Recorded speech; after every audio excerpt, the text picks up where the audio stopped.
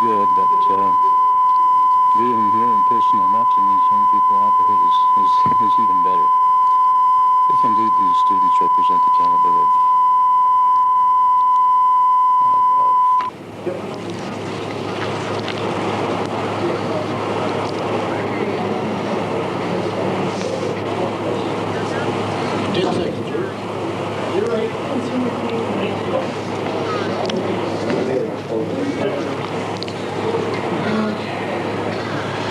Welcome to round 3 of the World Schools Debating Championships.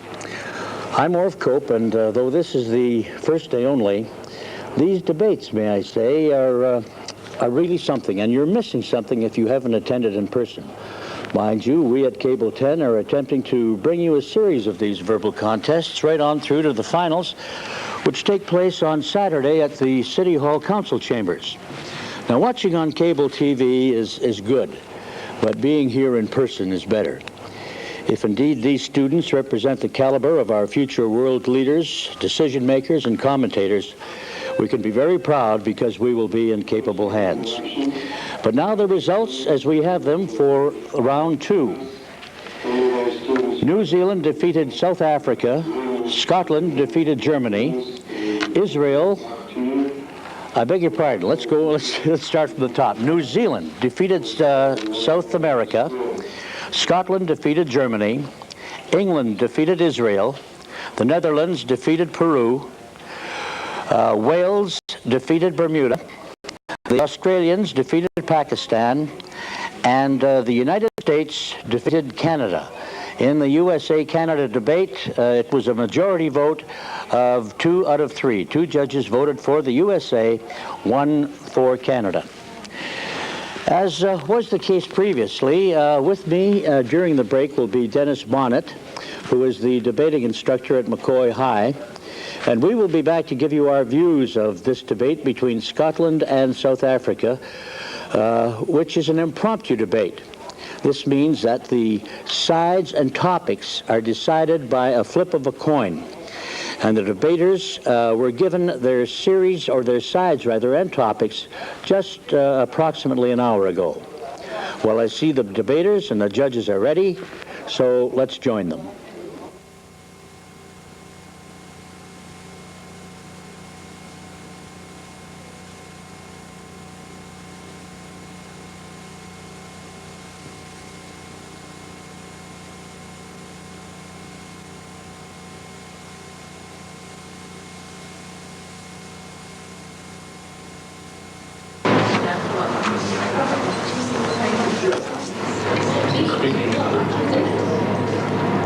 This House will now come to order, please.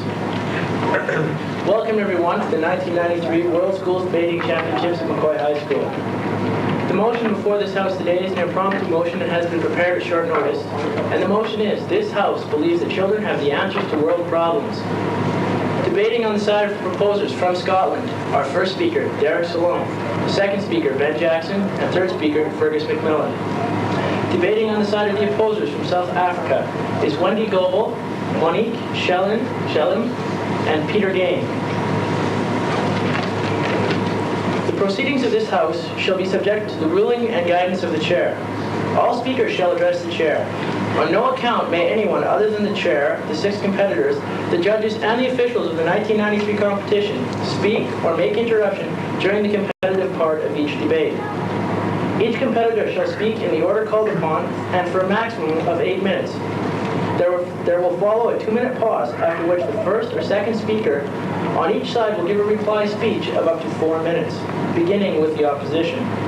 Competitors exceeding the maximum allotted time period by more than 30 seconds shall be liable to penalties. During the 8-minute speeches, time signals will be given at 1 minute and when 1 minute remains.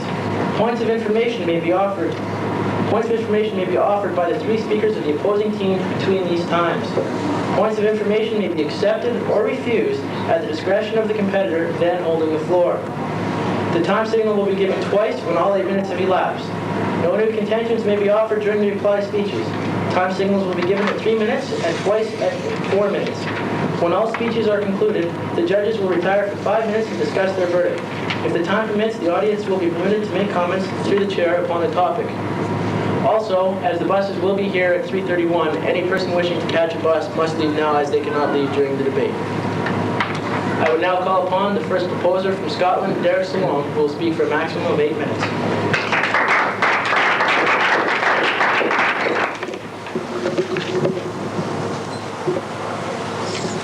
Mr. Chairman, sir, ladies and gentlemen, the motion which is laid before the House at the moment is one which is very wide, which is very universal, which could cover a wide range of topics. So in order to make this a forum for a concise and clearly argued debate, I would like to hone the motion down to a great extent, to narrow it down to what we on this side of the House would contend are the basic issues in this debate. Firstly, what do we mean by children in a motion such as this? Well, as the Scottish coach is forever telling the team that we are his little children, we think that it is appropriate that the definition of children should encompass those who are of a school age, those who do not have the responsibilities which come with adult life, ladies and gentlemen, because it is only those who don't have the responsibilities which come with adult life who can look at it and who can see it from the most possibly impartial human level, and it is thus through a childish approach to today's world problems that we could perhaps develop the situation.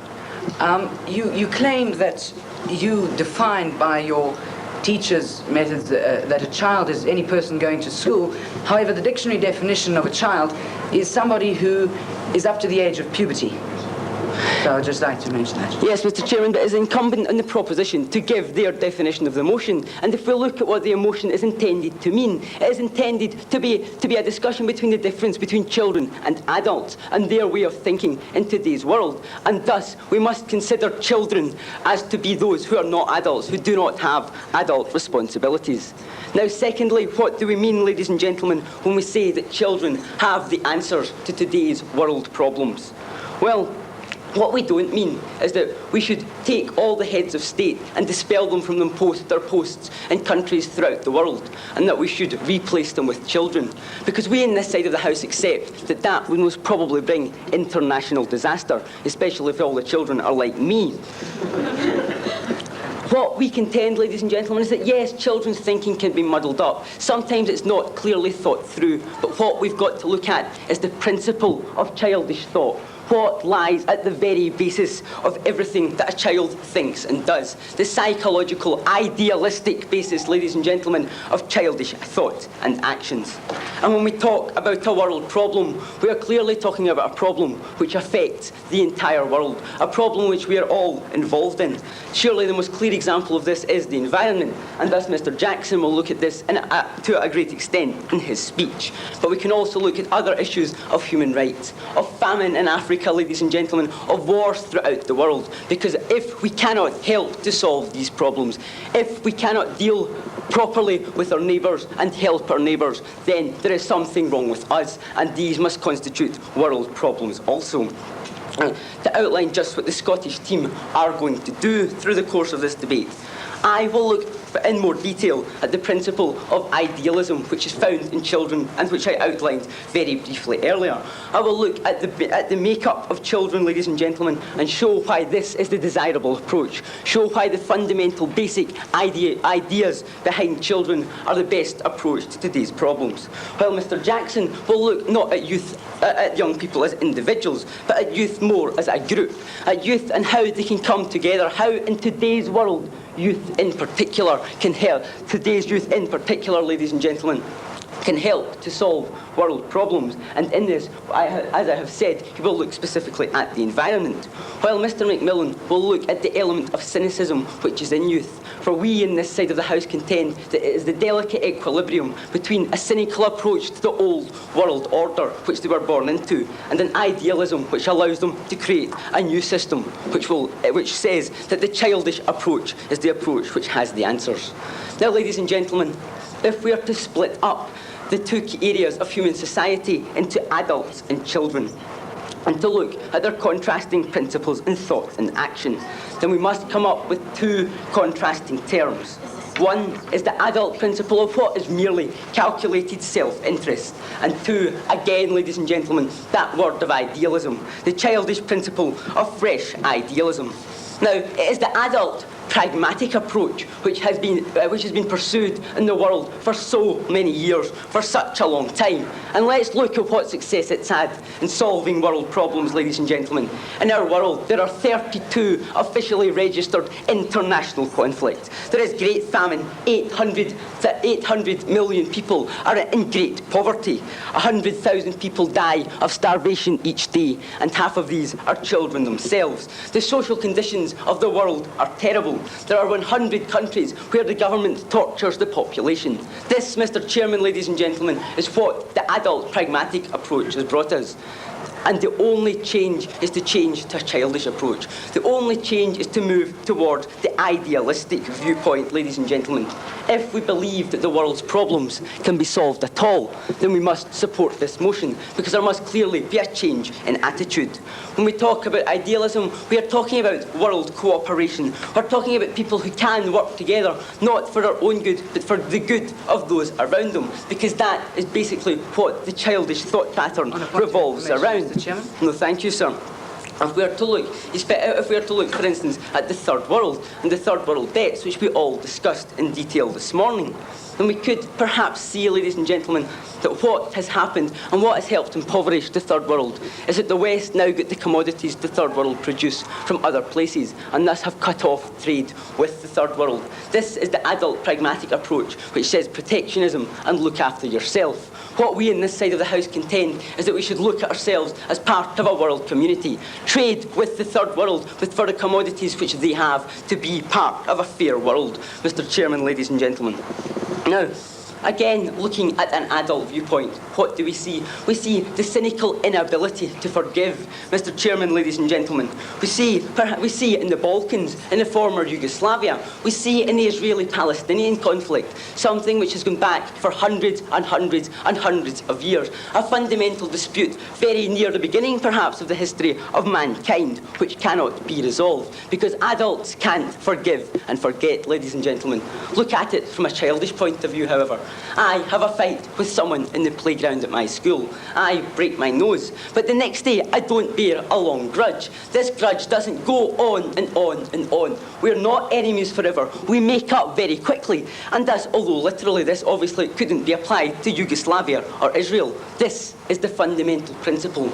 This is the principle which will work towards a better world. Mr. Chairman, ladies and gentlemen. So to summarise what I have said, there are two possible approaches. One is the adult approach. One is the approach of the child, or two is the approach of the child even. And the adult approach has simply not worked. The pragmatic, calculated self-interest which has been shown by the world thus far has simply not worked, because we have war, because we have famine, because we have terrible social conditions. Mr. Chairman, ladies and gentlemen, the question then must be, can we ever have a better world? Can we ever rid ourselves of the problems which plague the world today? Because if we believe that one day we can have a better world, then there is only one approach which we can take. To redress the radical difficulties of this world, we must take a radically different approach. We must look at things with the fundamental perception of a child. We must accept the idealistic principles behind the child, ladies and gentlemen. And that is why I beg you all to join with me and propose this motion.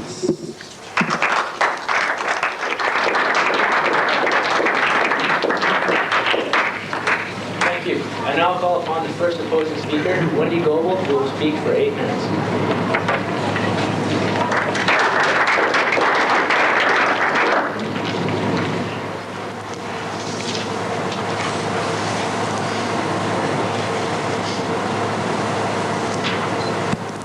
There is no sinner like a young saint. These are the words of Afra Ben, who supports our argument that children do not have the solutions for the problems of the world today. We define, according to our dictionary used in the McCoy High School Library, as children being humans between birth and puberty, which is usually 13 years of age. So if you agree with your coach's definition of children, you should be below 13 years of age, which you do not seem to be. There is also a split between children in third world countries and children in first world countries. Children in developing nations are mainly uneducated and do not have information about the problems in the world today. Their main concern is about where their next meal is going to come from. So we will concentrate mainly on children in developed nations. In order to understand children, we must look at the qualities that children have. They are simplistic, naive, and innocent. Extremely good qualities to have in any person, but qualities which the world's problems, the complex problems of the world today, would prove to be too great for them to handle. The first speaker mentioned that we must be... Yes? Mr. Chairman, the only way in many cases to fight fire is to treat it with water. Maybe the only way to treat complex international problems is to try and apply some simple solutions. Can you let me finish? You mentioned your idealism and idealistic approach to the problems of the world today. We only have to look at the 60s and their idealistic view of world peace and your flower children and all that sort of thing, to see that it only resulted in the Vietnam War and the Korean War. Is that what idealism? I refuse. Most importantly, children by the age of 13 haven't formed their own values. They are still under their parents' guidance. They have no idea of what is right or wrong. Their parents have to tell them what they may or may not do. Can we let these people solve the problems of the world today? Are they equipped to do this? I refuse. There is an inability in them to pass critical and fair judgment. Therefore, they cannot find solutions. Children are very, very cruel, and even to the point of sadistic. Monique will deal with that area of children. Children are also unable to comprehend the future in a long term. Their idea of the future is a decision of what game they should play next, or who they're going to play with. Are these people meant to solve the problems of the world? Information. Yes? Mr. Chairman, at the very beginning of my speech, I said we're not looking at the individual child's activities, but at the fundamental crux of the child's psychological patterns, and that's how children could help today's world. Children are incapable of carrying large responsibility. They are unable to bear that burden, and it is unfair of us adults to impose that on them. The problems, they must enjoy their youth. The carefree years of their youth must not be spent worrying about solutions for world problems. Children are also unable to control their basic desires. If they do not get what they want, they usually throw tantrums. During childhood, there's a great sexual awakening within children. They play Doctor, Doctor, Cowboy and Kate, whatever other games there are, in order to come to terms with their sexuality. The pressures on them at this stage are enormous, and it is unfair on us to impose the pressures of the world's problems on kids at this time of self-discovery. Mr. Chair, I'm sorry to carp on about this, but the opposition seem to have missed the entire point of our argument. We are not going to say to all the children, it's your job to save the world now. What we want to take is the principle behind childhood and to apply that on an international level. We don't want the children who are going through puberty to have the cure of famine in Sudan. Okay, the qualities of children do not lend themselves to solving world problems, but we should look at the nature and type of problems in the world today. I refuse. Monique will deal with these problems in microcosm. Disease. There are numerous diseases in the world today, and children will not stop them. Their idea, if their friend has a disease, chickenpox or measles, they would rather that their friend was sick with them, rather than them being alone in bed. There's war. I refuse. There's war. There's a limited tolerance amongst children. Although they do get along, if there was a group of people here, children would generally get along, and that would be okay, but only for a limited amount of time. There would soon be disputes erupting. There's also a power struggle between children. It's not solely in the world today. I refuse. That is why you have bullies. There's also violence. Children may play games for hours, but fights usually interrupt every 2 or 3 minutes of the game. I refuse. Children are also not environment-friendly people. They destroy their bedrooms. It usually looks like a hellhole. You can't see the floor. They also tend to destroy plants and whatever else they can lay their hands on. Is this the example we must follow in protecting the world today? The economic problems would also not be solved by following the examples of children. Children tend to spend money, even more than they have. They do not realize that they have to save for rainy days. I refuse. Crime and theft also are present in a child's life. They tend to take whatever they need or want, giving little consideration to whom they may hurt. Thus, we shouldn't follow the examples of children in order to find answers in the world today. Thank you.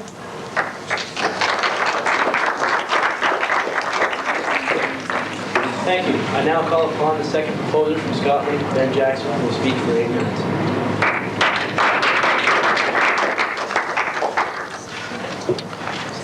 Mr. Chairman, sir, ladies and gentlemen, we are living in a world of ever-expanding awareness and knowledge. A world, ladies and gentlemen, where everyone is being exposed to other cultures and ideas, where information is transmitted at the press of a button.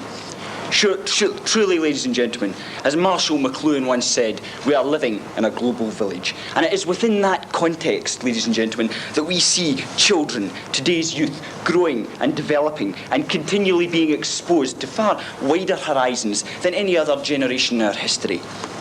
Now, my colleague Mr. Sloan has just taken an individual perspective to this motion, showing how within the psychology of each child there lies vast reservoirs of idealism that stand in marked contrast to the harsh pragmatism that has perverted, destroyed and ruined our world. So what I want to now do is to move from an individual perspective to a wider, more group-orientated view, and look in particular at why today's youth hold the answers to the world problems and what it is exactly that is so special about them. But first of all, Mr. Chairman, I really must say one or two things about what Ms Goebel, the first speaker for the opposition this afternoon, has said. Now, I hate to get bogged down in definitional problems this far down the line, but she seemed to insist and to continue putting forward this idea that somehow children have to be below 13. But then she contradicted herself, because she then started talking about the flower children of the 1960s that somehow seemed to cause the Vietnam War. Now, there are two problems with this. First of all, the flower children of the 60s did not cause the Vietnam War. No, thank you. First of all, the flower children of the 60s did not cause the Vietnam War. It was the old, harsh world order that was beyond the children's viewpoint. And secondly, the flower children of the 60s were not below 13 years of age by any manner of means. No, thank you. And so it seems that she really self-destructed her own argument there. Now, in essence, ladies and gentlemen, she also talked about how children are naive and somehow environmentally unfriendly, and that disputes seem to arise between them. But surely, Mr. Chairman, this is a mirror image of the adult world where disputes and wars arise all the time. And in fact, ladies and gentlemen, Mr. Sloan pointed this out. The thing about children is, when they get involved in disputes, they forgive and forget.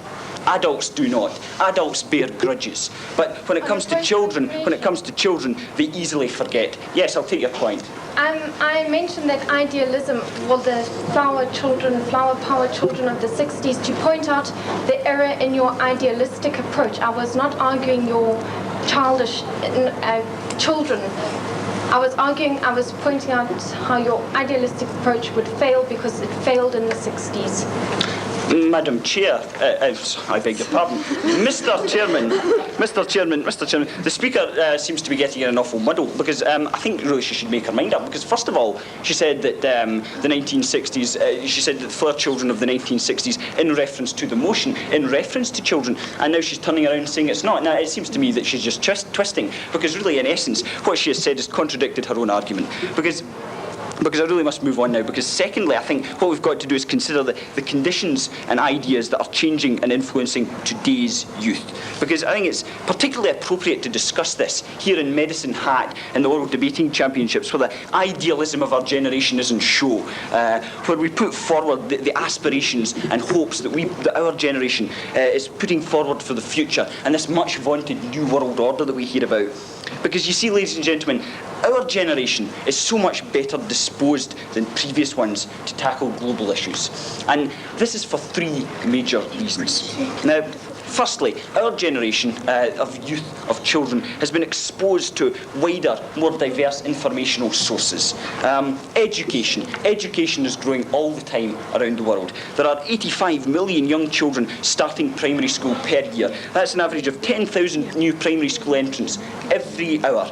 And it seems that with greater information available at their fingertips in this way, they're better to make decisions on a global level. And indeed, many other media sources are providing other information. Television, for better or worse, is a great provider of information to young children. The cinema, newspapers, radio, and so on. We're living in an era of information technology. And that era of information technology, ladies and gentlemen, is building and influencing the aspirations of our generation.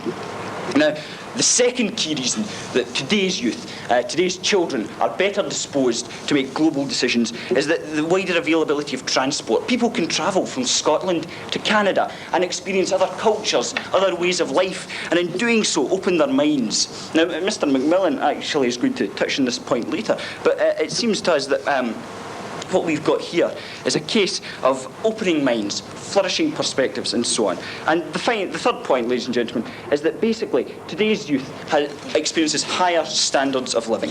I mean, we've all seen the Monty Python sketch where the old men sit around and say, when I was a lad, I lived in a rolled-up newspaper in a septic tank, and so on and so forth. And the fact is that today's generation are no longer so directly concerned with day-to-day survival, particularly in the developed world, which is where I actually agree with the opposition's definition of the interpretation of the motion. In fact, to show that the main global issue of our time, ladies and gentlemen, is the environment, because it concerns everyone. And therefore, it's particularly heartening to see that today's youth are concerned with this. I mean, we see a growth in vegetarianism among the youth, the support for the anti-vivisection lobby, I mean, membership of environmental organisations, Greenpeace, Friends of the Earth, and so on and so forth. In fact, in school elections all around the country, the Green Party are sweeping the board. In fact, I remember in my own particular school, the Green Party had a thumping great majority in our school election. Yes, I'll take your point. I fail to see the link between what you're saying and how children are intent on finding the solutions to world problems.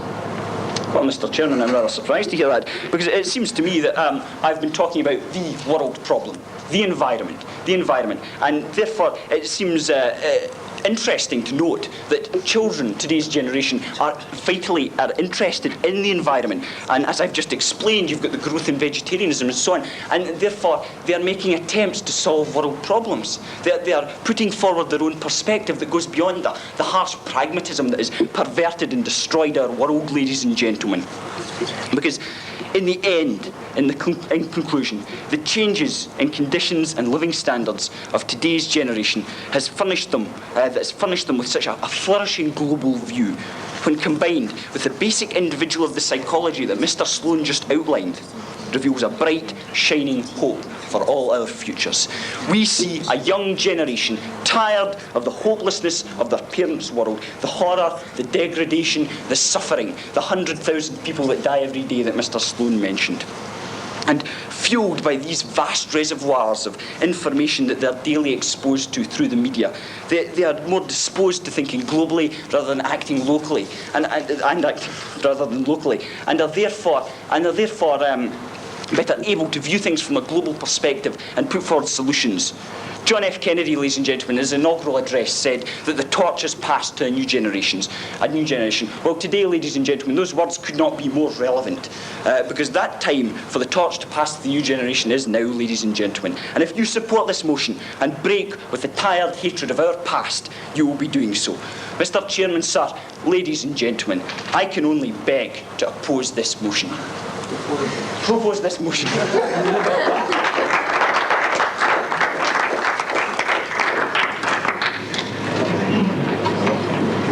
Thank you. I now call upon the second opposing speaker from South Africa, Monique Chalan.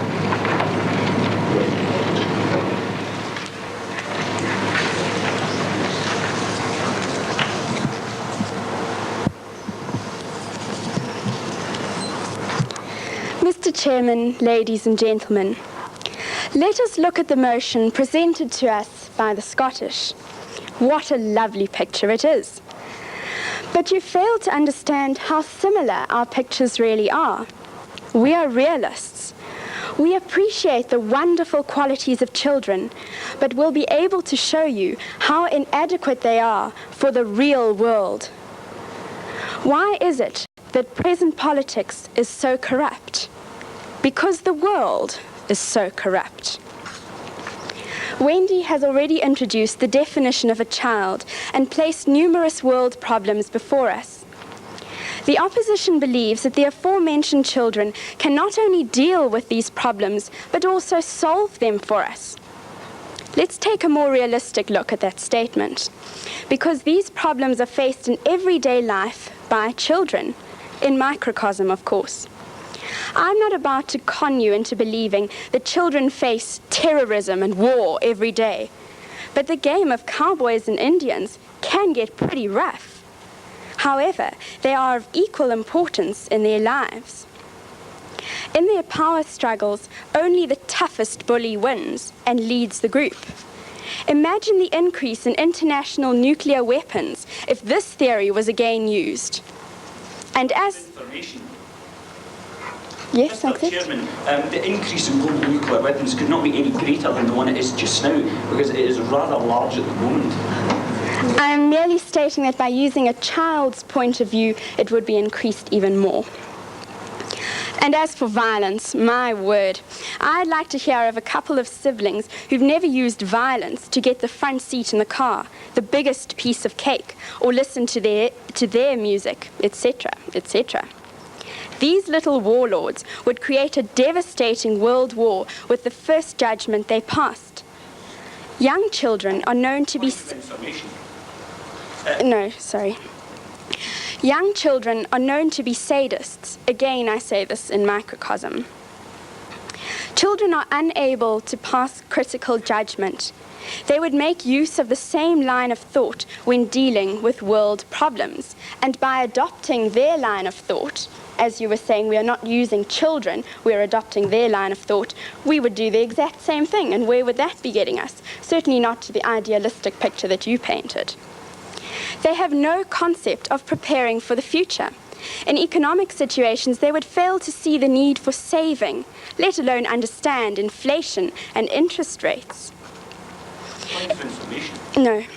In experiencing problems of hygiene and health, the general consensus is that muddy snow makes for a great game, and sweets and pizza are a substantial diet. A meal of meat and vegetables would totally upset their delicate balance. The larger our great cities grow, the more irresistible becomes the attraction which they exert on children, who are in turn as fascinated by them as moths by the candle, a quotation by Havelock Ellis. This suggests that children in developed countries especially are never faced with world problems. Because of this, they will never be able to comprehend them. They're accustomed to... Point of information. Yes. Mr. Chairman, how does the Speaker then square this incomprehension of global problems with the young generation's great enthusiasm and concern over environmental issues? Again, I have to refer to the definition we are using of children, which only includes children up to the age of 13 years, and I do not think that they feel that passionately about the environment as older people do. As I was saying, they live a life where they are accustomed to eating candy bars, watching TV, playing sport and games. TV and their parents have an incredible influence over their lives. And they are generally very impressionable. Here I would like to take a look at the difference between children in a first world situation and children in a third world situation. The educated children in a first world situation watch TV and live a luxurious life, whereas those in a third world situation are uneducated and have to steal TVs in order to buy a loaf of bread to put some food on their table. In all reality, neither the spoiled nor the starving, as the first speaker of the proposition mentioned, have the faintest hope of answering world problems. They don't have to ponder their own values and the meaning or purpose of their lives. If they step out of line, a swift reprimand from their parents will soon set them back on track. But only for a moment. They are geared for 24-hour mischief. Children are very impressionable and have very low concentration spans. Imagine their boredom in a parliamentary session. And they have little concept of right or wrong. Point of information. Sorry. They can't control their basic desires. They steal cookies when their stomach grumbles, or they bully others into following them, or they clam up and simply conform to the motion of the moment. Sorry. I would now like to take an example of a population problem. In South Africa, it is very common for young children to collect silkworms. These are little worms that live on mulberry leaves. The problem is that they reproduce and multiply 100-fold. A child will not realize the increase in population creates unfavorable living conditions and discomfort. No way. When there are too many inhabitants and the mulberry leaves are consumed at an alarming rate, the worms are simply left to die or faced with a mutilated death. But please don't assume that it is only South African children that are so sadistic. Similar stories may be found worldwide. Faced with any world problems, children would be overwhelmed and battle to comprehend the complexity of the crisis. From Thomas Gray, I quote, "Alas, regardless of their doom, the little victims play. No sense they have of ills to come, nor care beyond today." I would just like to say something to your second speaker. In accordance with what you're speaking about, ideals. There is a program in South Africa called EduTrain, which is an educational train that a lot of students go on, and it is aimed at bringing people from different cultures together. While people are on this train, of course, everything works out very well between them, and there's a very positive vibe. But once they return to their own societies, everything collapses and the ideals are lost. You must now conclude with me that children cannot possibly and should not be answering the problems of our world.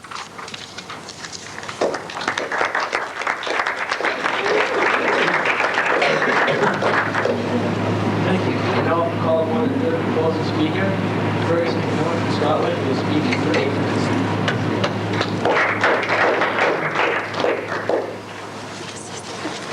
Mr. Chairman, ladies and gentlemen.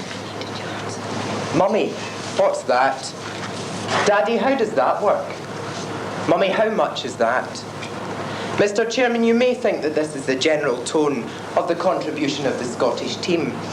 However, what I am trying to illustrate is the ability of children to try to find out about everything in our world situation. The ability that children have not to take anything on face value. They want to find out how things work, sometimes at the deprivation of others, and they want to ask questions whenever they can. This, Mr. Chairman, is what we are proposing, is a good thing in letting children come up with good answers. Mr. Chairman, if we turn our attention to the 1920s, where there was an immense growth of nationalism, we saw Hitler's movement of the 1930s and 40s. Children, Mr. Chairman, are much less exposed to this nationalistic views and much more willing to live and let live today. The arguments of nationalism, Mr. Chairman, were arguments of adults. We saw and we seem to get this impression of children as sadistic little devils with horns coming out of their head. However, what we are seeing in the 1920s are children who may be having disputes at times, but the next day this dispute would be forgotten about, as Mr. Sloan said. This dispute would be forgotten about, and they are willing to live and let live a lot more. This, Mr. Chairman, can be compared to the present-day situation in Europe. It is children, in our definition of children, children as in children up to leaving age, that are willing and have much more enthusiasm about Europe. On a point of information, sir. Yes, please. What would you term as adolescence? Thank you for your point. Well, I don't quite know, because I don't think I've actually experienced puberty yet. However, if the opposition wants to take our proposition and the first definition of the motion, we have defined the motion, the word children in the motion, as children up to the school leaving age. You, opposition, seem to have ignored this, and so I really don't think I have to define what an adolescent would be, in my opinion.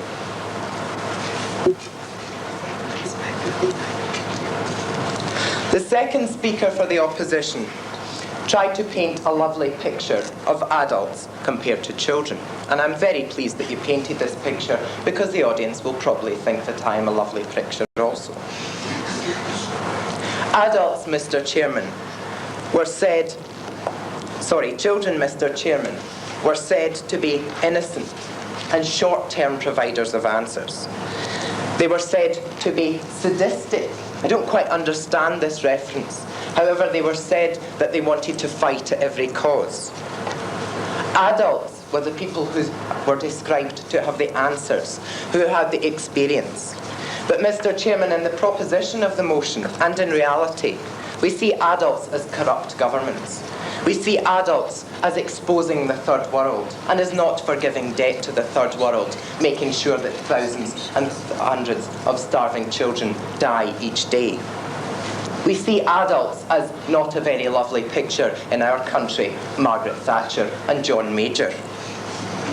And in reality, Mr. Chairman, we see children as innocent, without the bad experience and the bad vibes of the modern world. And we do see them, I do agree with the opposition, as short-term providers of arguments and answers. But this, in the opinion of the proposition, is a good thing. Short-term, looking only to the next day. Because, as we see when we see a dispute between children, they may come up head-on and argue about things, as in human nature. However, the next day, they'll be friends again. Whereas adults fight, and they're not willing, unless they get their own way fully, to forgive. And so, Mr. Chairman, in short, children fight in the playground, and adults deal in war. Rise on a point of information, please. Yes, please. So, when you're speaking about the children fighting and then being friends again, doesn't that just show you how very inconstant they are and incapable of making a definite decision about something as common day as your friends? Thank you. Well, no, to disagree with your point. I think that, as I said, in human nature, we must argue about points. As you're seeing today, we are debating a point, and it comes out with a better argument in the end of the day. Now, it may be a friend that they're having this dispute with, but in the next day, they will be friends again. They will not necessarily hold this grudge. And what the proposition are saying is that we shouldn't hold grudges, because life is too short, Mr. Chairman, to be warring and to be fighting for the rest of your life. But, Mr. Chairman, I must come back to the point that the opposition have failed to take our proposition of the motion. Mr. Sloan proposed the definition of the word child within the motion as children up to school leaving age. And so this cancels out your argument about environment and cancels out your argument about parliamentary situations. Because, Mr. Chairman, we do see people, we see the younger generation fighting about the argument of the environment, putting their necessary enthusiasm into the argument of the environment. It is not the older generation that are thinking about the environment. It's the younger generation. We see the hippie movement and the aspirations of the 60s in the younger people, not in the older people. And it is this older, stale attitudes that we want to see not abolished, but we want to see these older people taking the answers and the solutions of the younger and more innocent generations. Mr. Chairman, the opposition are only succeeding to trivialise the motion in giving examples of sadistic children and children who would be bored with parliamentary debate. Mr. Chairman, if I was to sit in the House of Commons, I would be definitely bored by their debate. But this, I only think, strengthens my argument. Children have the answers. They can come up with the answers when discussing them, when fighting over them. But they don't take ages and ages in boring debate. And they don't take ages and ages in war and losing lives to reach agreements. When you were talking about youth movements not having the answers, well, I would ask you to look at the organisations such as Amnesty International, such as Greenpeace and Friends of the Earth, fuelled by the younger generation. In conclusion, Mr. Chairman, children are innocent. Children are without the responsibilities of the adults, and children are more tolerant. And so, Mr. Chairman, children are better prepared to make decisions, more peaceful comparisons, and better forgiving in circumstances or warring or argument.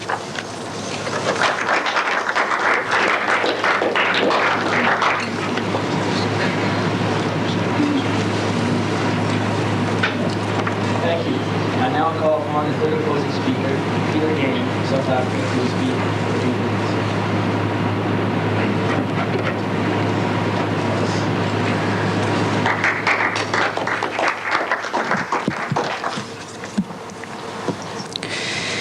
Mr. Chairman, ladies and gentlemen, parents or potential parents all want to bring up their children in a happy, caring, healthy, and protected environment. Those of you who are parents in here know that that is the way you think that you have brought up your children, and like to think that you've brought up your children, and hopefully have. Why not?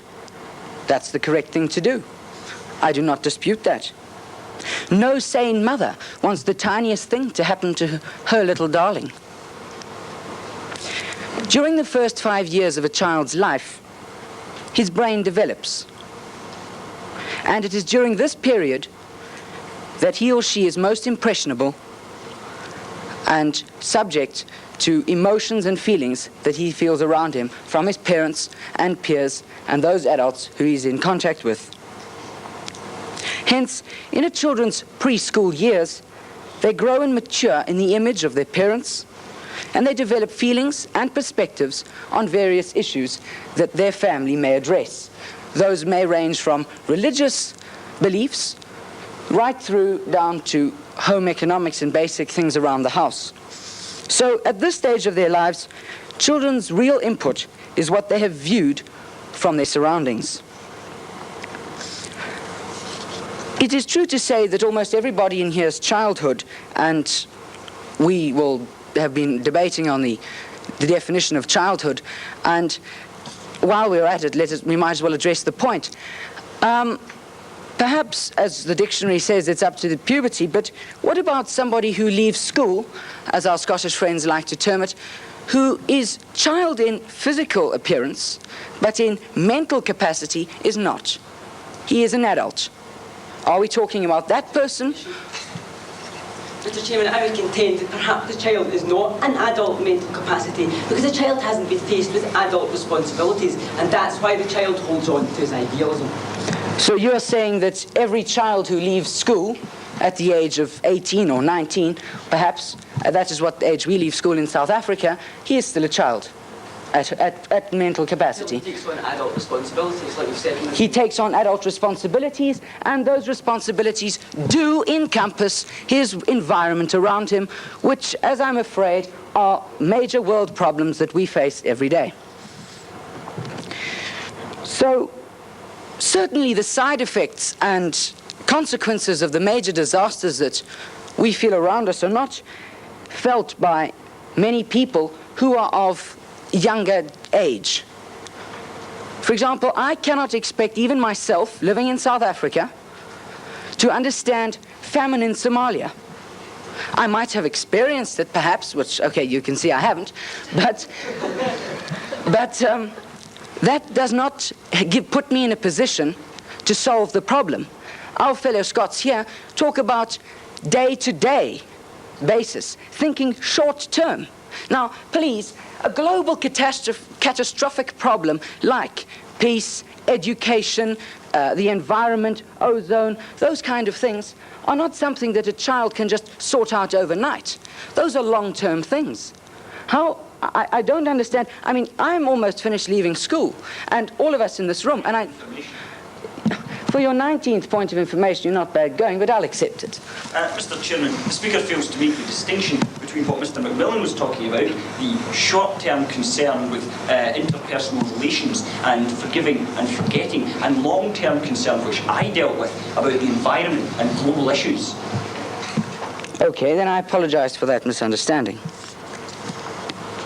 But I do not, as I was saying, understand the intricacies of something like nuclear warfare and nuclear products in our society. Now, those are problems. I do not understand the logistics of them, and I don't believe that I can be expected to pass judgment on them. I don't accept. I would like to continue. I don't believe that I can pass judgment on them and expect others to feel the effects of what I've passed judgment on, because I don't really understand it. Just because I may have idealistic thoughts and feelings about what's going on does not really put me in a position, in a realistic position, to judge for other people, because that is what you are asking people to do. The world energy crisis. I do not believe that somebody at school, or group of people at school, can be put into a situation where they can judge for a 5 billion Point of information. populated world. Yes, I accept. Mr. Chairman, the Speaker talks about the world energy crisis, but surely the world energy crisis is a product of the kind of pragmatism that we and the proposition are trying to get away from this evening and move towards a more idealistic, childish perspective. Are you suggesting to me then that children have the answer to that problem? Or that they might have the answer to that problem? Supplementary. Mr. Chairman, I'm suggesting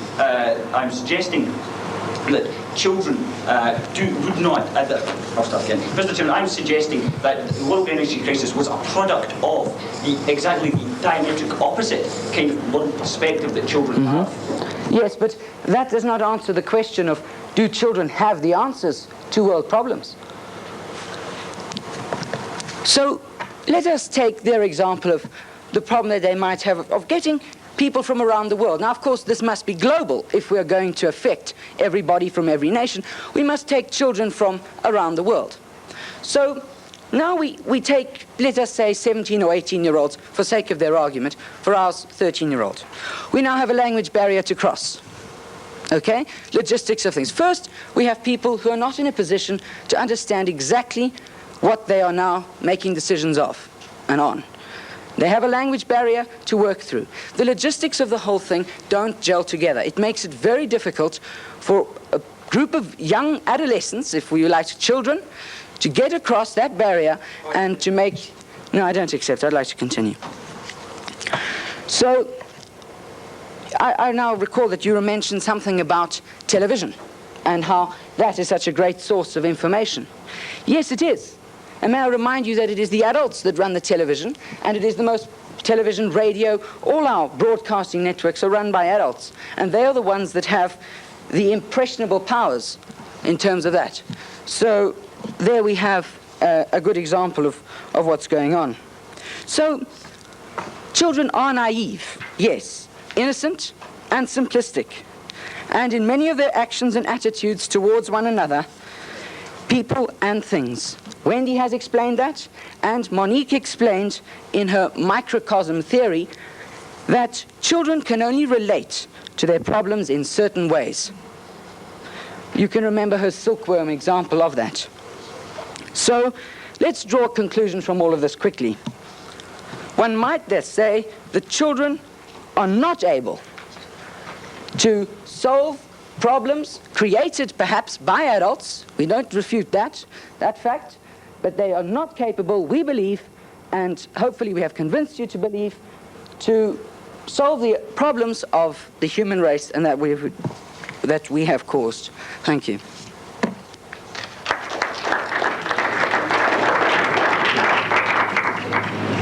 Thank you. There will now be a 2-minute break in which the debaters will prepare the replying speeches.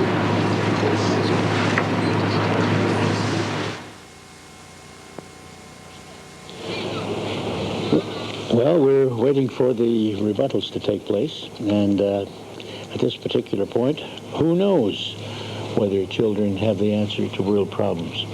With me, I have Dennis Bonnet, who is the debating instructor at McCoy High School, and what are your versions of the debate so far?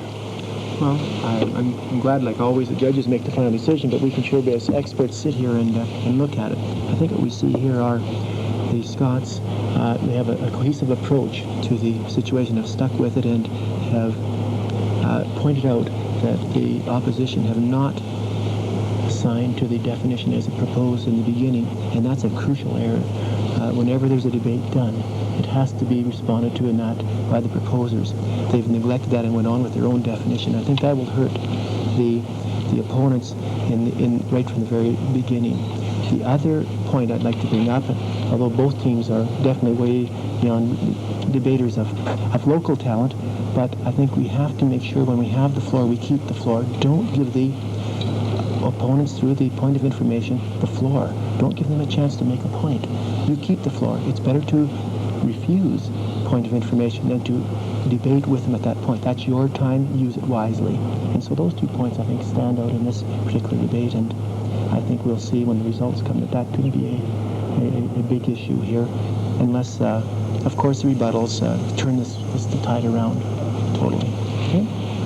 Well, like I say, at this particular point in time, I don't know whether I have the answer or not as to whether children should have the answers to world problems. If I may quote my grandchildren, one who was 8 and the other who was 14, I don't think I would like to allow them to rule the world. But I think we're ready for the rebuttal, so let's go on for now.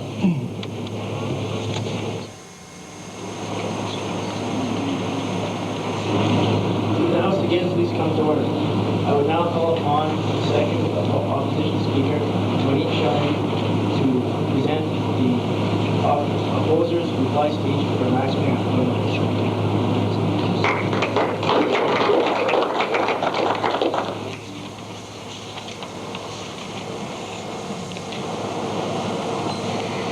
This House believes that children do not have the answers to world problems. Children are incapable of making decisions in which we can find the answers to the problems of our world. We do realize that the proposition wishes only to look at the positive points of our little half-pint friends, in which we have been forced to include the Scottish. Children are innocent and naive.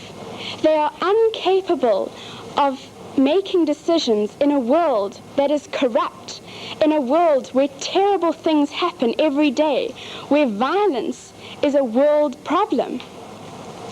If children could make the decisions of the world and give us the answers in their simplistic ways, what a perfect world we would live in.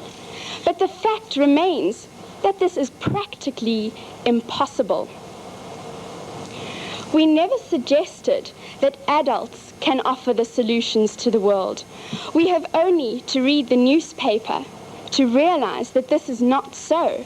Our world is in a terrible state.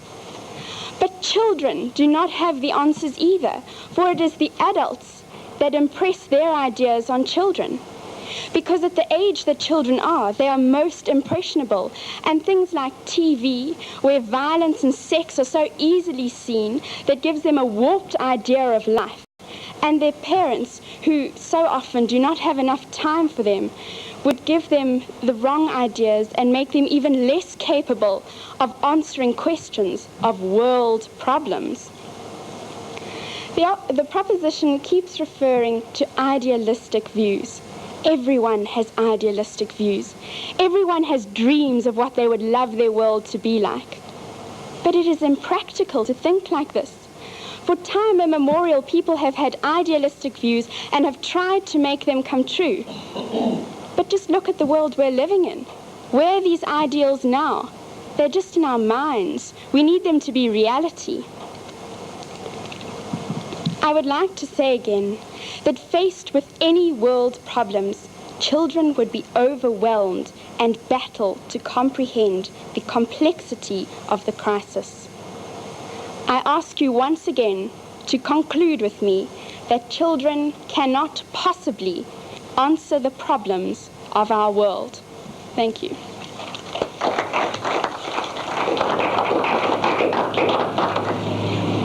Thank you.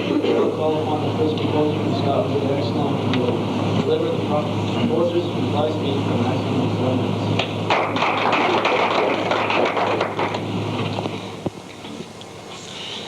Mr. Chairman, ladies and gentlemen, I'd like to begin my reply speech by addressing the two final points made by the opposition in their reply speech. You see, one of these points was about television and about the way the youth become corrupted by adults, about the way in which the adult population begin to impress their ideas upon the youth.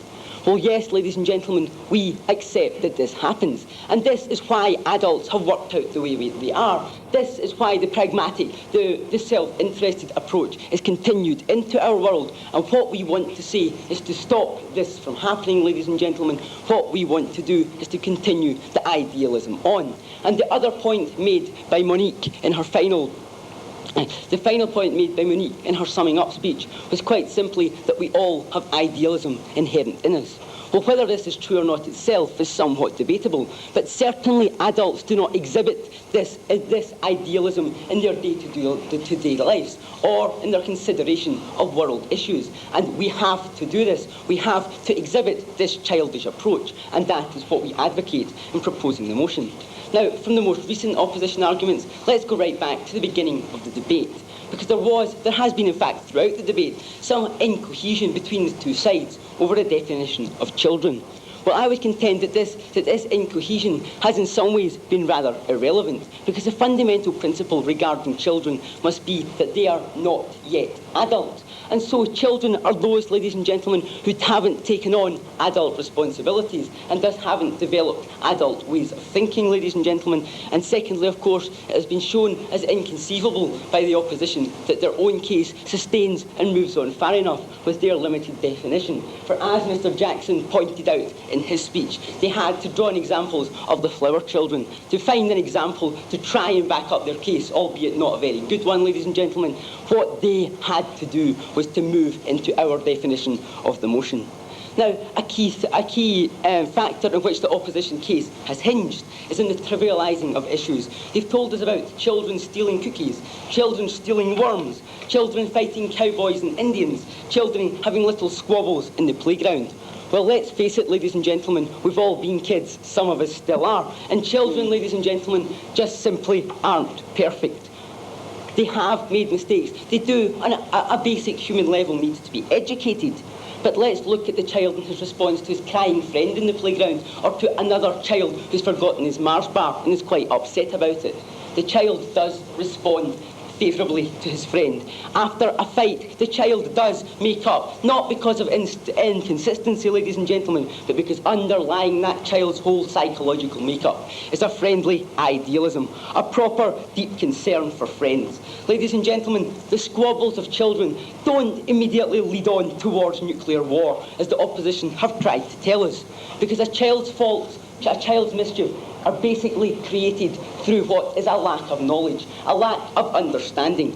Adults should know better, ladies and gentlemen, and adults make the same and worse mistakes, and that's what makes the self-interested adult approach to things so much less acceptable in today's world. And ladies and gentlemen, let me stress again the key factors behind our case, because we accept that children don't understand the economic infrastructure of the world, that they don't understand the complexities of nuclear weapons, and that we shouldn't put children in position of power. We said that at the beginning of the debate. All we want to do is look at the fundamental crux of childish attitudes, and at the development of this crux, as Mr. Jackson has said, into a global perspective through greater global interdependence of children throughout the world. And all we want to do is apply this fundamental crux of argument towards today's world. Mr. Chairman, sir, ladies and gentlemen, I beg to propose.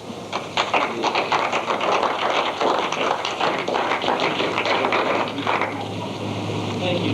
I would like to thank all the debaters here today for their wonderful debate, and we will wait for the judges' final thoughts from the score sheet, and then the judges will retire to discuss who will make their comments and which comments they wish to give to the debaters.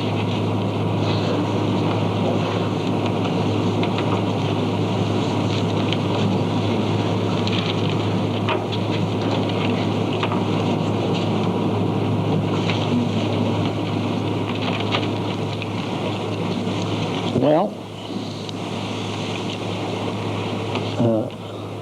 I guess that's it, Dennis. The judges come up with their decision after this, which I assume will take about 5 or 6 minutes.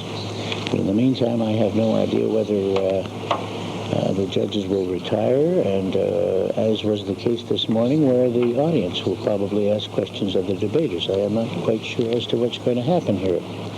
So as not to influence the judges at this point, they won't allow any kind of comments from the floor. But as soon as the judges leave, they will probably open it up to that, to the participants that are observing. But of course, any comments from the floor could influence the decision, and we don't want the debate to be decided by the people in the audience, to be decided by the debaters. And so we must be patient at this point until the adjudicators make their decision and leave. It looks as though I have no idea whether the judges are going to retire or not. It doesn't look as though they are. Well, they are supposedly supposed to do this in a very short time and have that decision made, but until somebody rings a bell, they may use all the time that they are allotted. So, being the last one today, they don't feel they have a pinch to get done now. Well, we find out, because we're in the dark just as much as anybody else, it's determined as to what is going to happen. Maybe you could explain the difference and the more difficulty probably in an impromptu. First of all, what is an impromptu debate? And then the difficulties in comparison to one where the subjects are given to the debaters ahead of time. Okay, well, they're judged or adjudicated on the same format as the prepared speeches. Of course, in the impromptu, they are given their topics 90 minutes, minimum of 90 minutes before the debate took place. And so at that point, a coin was tossed. The winning toss could choose the topic out of 3, and the opposition could choose which side they want to take, the pro or the opposition. And so those decisions are done 90 minutes before, and now they have spent that time putting this together, and so it's done in a lot more refined time than of course, the prepared ones, which took place probably a week. It looks as though the judges have already made up their minds, and we will have a decision for you as soon as it is announced by the chairman. And the chairman is now approaching the debaters, and he's about to speak. I would again call the House to order, please. This debate is now open to the floor of the House. If an audience member wishes to make a point, raise one hand and wait until you are called upon by the chair to speak. Speakers should stand up, address the chair, and keep their comments brief and to the point. Yes, go ahead. I would like to address a comment to the proposition. In the possibility that given the history of mankind and war and famine has gone on throughout our history as a species, perhaps the world's problem isn't man himself, and perhaps it doesn't really matter whether it's the child or all the adults, but the fact that we are basically selfish will that mean that problems are never solved. The chairman, thanks very much, team. We love you lots too. We on this side of the house, you see the Scottish team, other than that paper up here, like to look forward to a better future for the world. A future we will live in, all loving one another. We will walk up to one another in the street, fling our arms around one another in a passionate embrace. And we believe that world is obtainable. Now, it's clearly not obtainable by being a cynical adult. So we just want to be little boys and girls all the time. So that basically is my answer to your point. Are there any other points that any other members would wish to make at this time? If not, I would now put to the vote the proposition. This House believes that children have the answers to world problems. All those in favor may raise their hands at this time now. And all those opposed.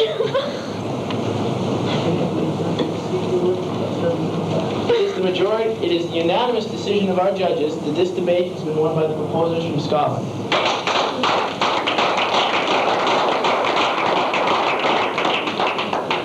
This session is now closed and the House stands adjourned. Well, it looks as though the Scottish debaters are the winners, and According to the decision made by the judges, it looks as though the world's problems can be answered by children. But let's have an overview from you, Dennis, and maybe we can wrap this up in a hurry, and maybe you can give us a few points as to why the Scots won. Okay, I think what we saw were two good impromptu speeches. You know, if you took them separately, they were good speeches by both teams. The unfortunate part, this is an impromptu debate, and the opposers, the South Africans, never did really clash or even go against what the Scots said. And so right away it becomes impromptu speeches, but not impromptu debate. And something you learn when you're in the whole world of debate, that you have to go after that other teammate and intercept or whatever, if you look at the sports world, and they fail to do that. And until they get that feeling of not so polite and apologize for mistakes and so on, where they can cover up a mistake instead of accepting it, then I think we are at the stage of getting debate from the South Africans. So experience versus inexperience. In other words, you got to go for the jugular. I'm afraid you do, yeah. Just like everything else. In fun. Okay, I'd just like to remind everybody that our next telecast, or our next cablecast rather, will be Tuesday night at 8:10 p.m. And I guess that wraps it up for today. And I hope that you've all enjoyed what we've attempted to bring to you, and we'll be back again tomorrow with some more results for you. In the meantime, this is Orv Cope along with Dennis Bonnet, wishing you farewell, and please try, if you can, to attend some of these debates. They're very worthwhile. Thank you.